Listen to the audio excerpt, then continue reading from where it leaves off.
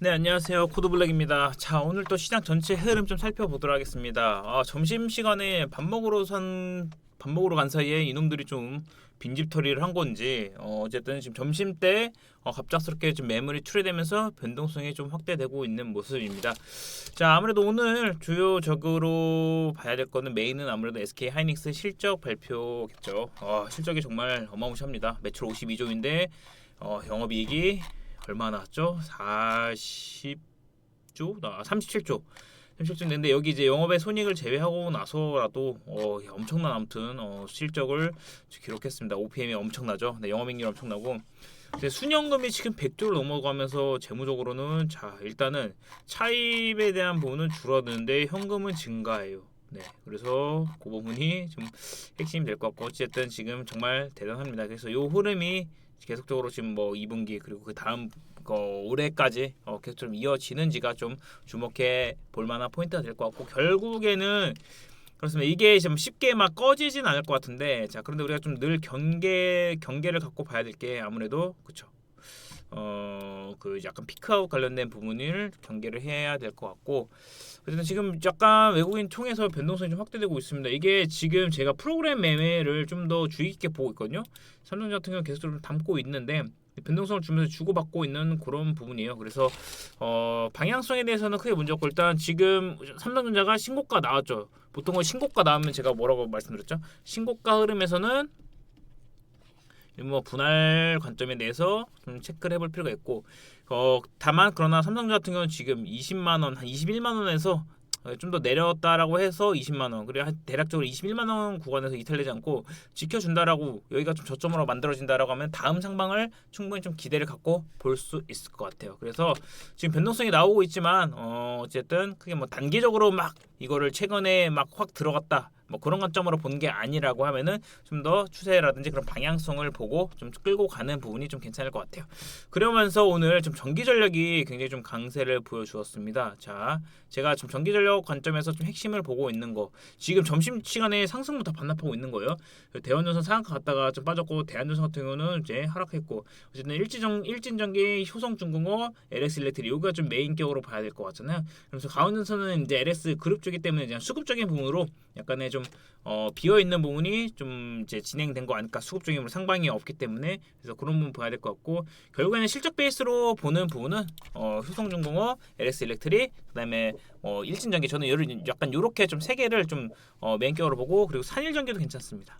요 정도로 제가 늘 텔레그램 통해서 안내드렸던 전기전력은 요 정도만 봐도 다른 거 가든 말든 어쨌든 요런 베이스로만 좀 잡고 봐도 괜찮다라는 거 말씀드리니까 참고하시면 될 것 같고 자, 오늘 ETF 관련된 부분 저는 이제 반도체는 좀 슈팅 나왔을 때 다 정리 관점으로 이제 좀 진행을 한 부분을 좀 참고해 주시면 될 것 같아요. 그래서 그 부분은 아무래도 좀 참고를 해서 왜냐면은 고점 나왔고 둘 다 하이닉스, 삼성전자 신고가 나왔잖아요. 그러면은 어쨌든 그 두 개에 대한 방향성 갖고 가지만 ETF는 제가 4월 변동성을 공략해왔기 때문에 오늘 충분히 좀 이렇게 좀 챙길 만한 그런 명분이 좀 됐다라는 부분 좀 말씀드리니까 참고하시면 될 것 같고 어쨌든 뭐 ETF 관련된 부분 반도체라든지 이런 부분도 좀 꾸준하게 봐야 될 것 같고 전기차 관련된 부분이 강세를 보였지만 오늘 좀 강하게 좀 매물 나와주고 있고 반도체 관련된 부분도 지금 소부장 쪽 매물이 좀 한번 좀 나타나주고 있습니다. 근데 여기서 지금 좀 매물이 나오지만 그럼에도 불구하고 좀 지지 구간을 좀 만들고 있는 거. 자, 이를테면 제주반도체 같은 경우는 지금 여기서 수급이 하나도 안 빠지고 돌아왔죠.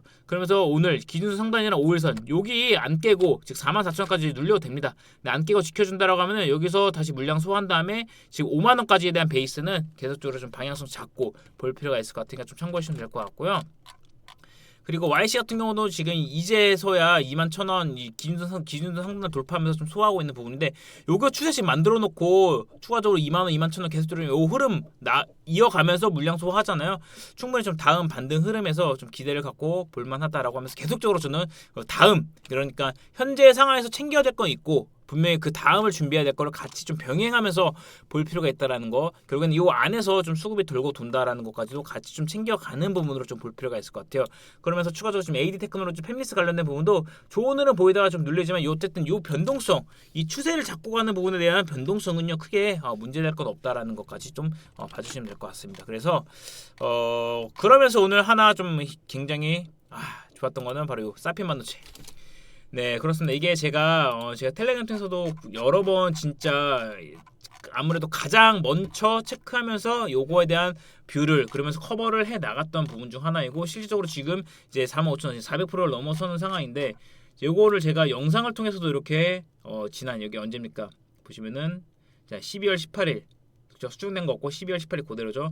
자 요때 한번 있었고, 그러면서 계속적으로 지금 중장기적으로 잡아가야 될 부분에 대해서도 이렇게 지금 안내를 드렸습니다. 그래서 ARS 글라스, AR 글라스, 에리도스 관련된 부분으로 메타 오라이언이라든지 그런 뭐 이 영상 보면 다 나와 있는데, 거기에서 사실상 이제 뭐 애플 거는 이렇게 써야 되잖아요. 근데 이제 글라스라는 거예요. 정말 뭐 제가 안경을 씀으로써 인해서 정말 혁신이고, 그 부분이 정말 추후 AI 쪽에서는 이제 온디바이스 관점에서 대장격 어떻게 보면 그런 기기로 좀 자리 잡을 가능성이 매우 높다라는 거, 그런 관점에서 오늘 좀 사피엔 반도체가 정말 이 엄청난 좀 눌림을 뚫고 다시 한번 그 월봉상 추세 신고점 5만 원 돌파하기만 그런 흐름이 이어지고 있는 부분, 굉장히 좀 고무적이다라고 좀 볼 수 있을 것 같아요.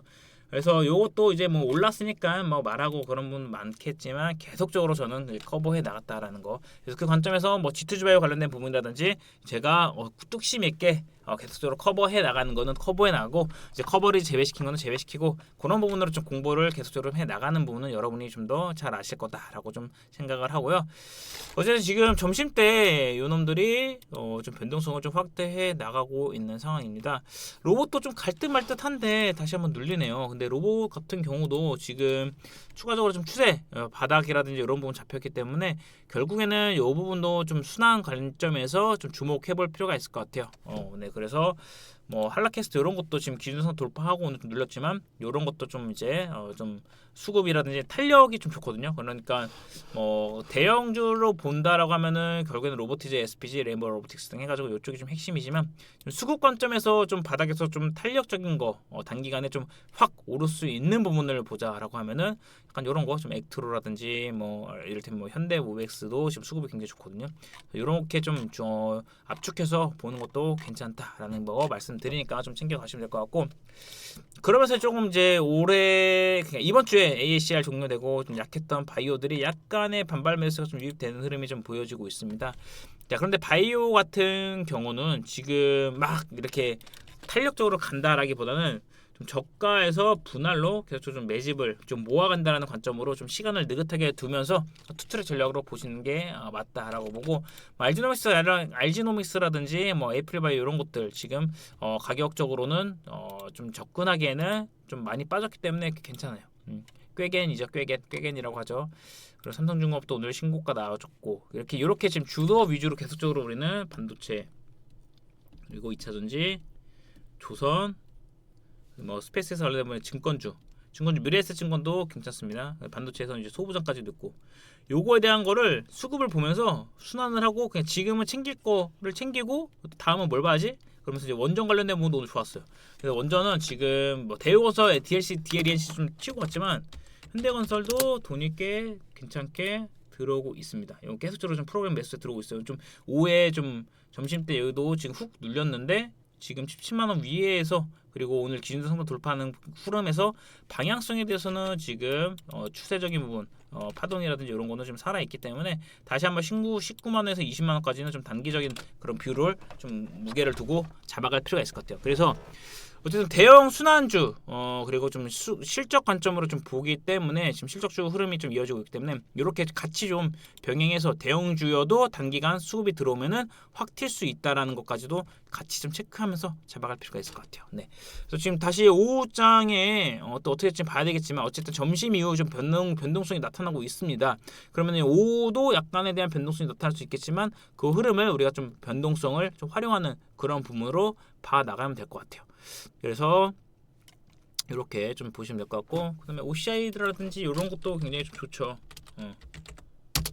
OCI라든지 지금 OCI 홀딩스도 계속해서 좀 좋은 흐름 보여주고 있습니다.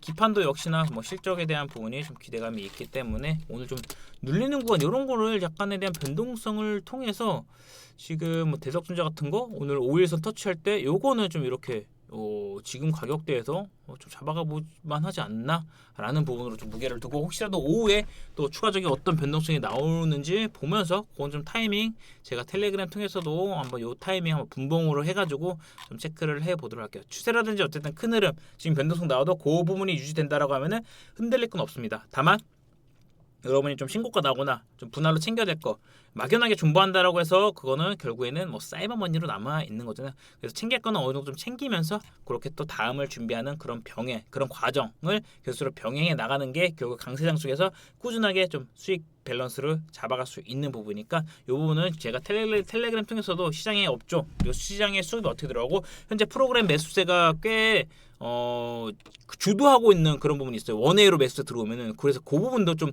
체크하면서 당일 흐름이 어떻게 되는지도 제가 텔레그램 통해서도 안내드리고 있어요. 그래서 이거는 영상으로도 지금 안내해드리지만 또 실시간 변화되는 부분까지도 잡아갈 수 있는 부분 말씀드리니까 아래 고정 댓글 통해서 여러분 충분히 좀 자유롭게 입장 가능하니까 한번 오셔서 같이 한번 좀 성장하는 그런 흐름 잡아가 보자고요. 아셨죠? 네, 그럼 오늘도 끝.